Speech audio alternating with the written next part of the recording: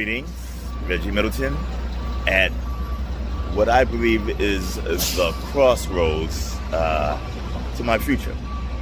To explain quickly, let's explain where we are actually here. For those who know New York, that is North End Way, and across from North End Way, and that building is the Securities and Exchange Commission, SEC, New York headquarters. And that building is the American Express headquarters.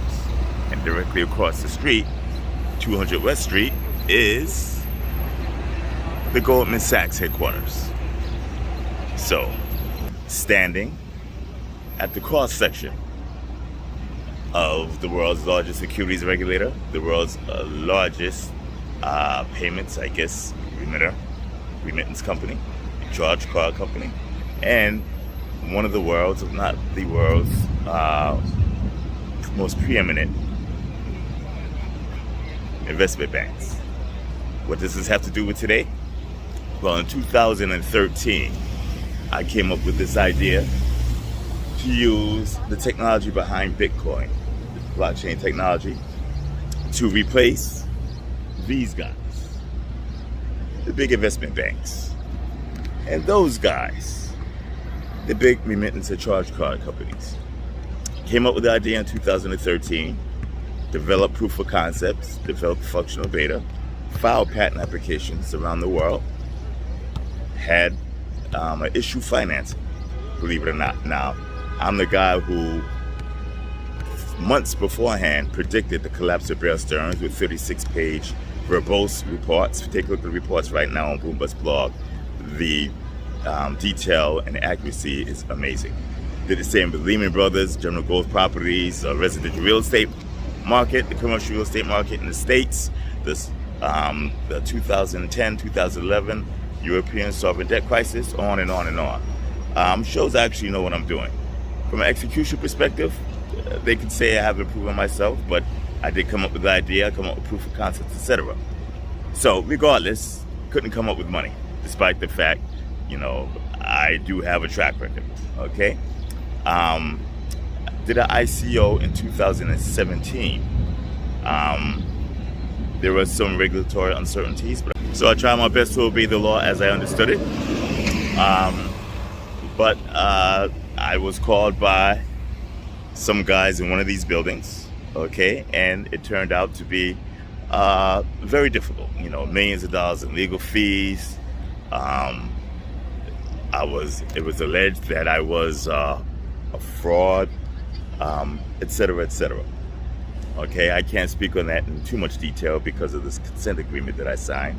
But one of the allegations of fraud had to do with patents, international patents. Fast forward, without discussing these allegations, I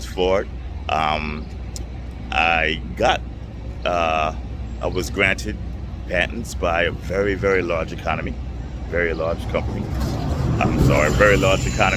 right? And a very predominant, prestigious patent office with quite a few hopefully coming down the pike. And those patents basically showed or basically codified the fact that I invented, created, and patented DeFi, decentralized finance.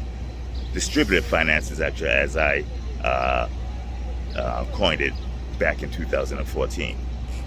Okay, that seems like a big deal to me, and it is a big deal because now anybody who comes into this space, right, runs a significant chance of infringing our IP. The reason why I'm here is I had a team go over the patent, and I had a team go over a code of a very, very prominent company in this space.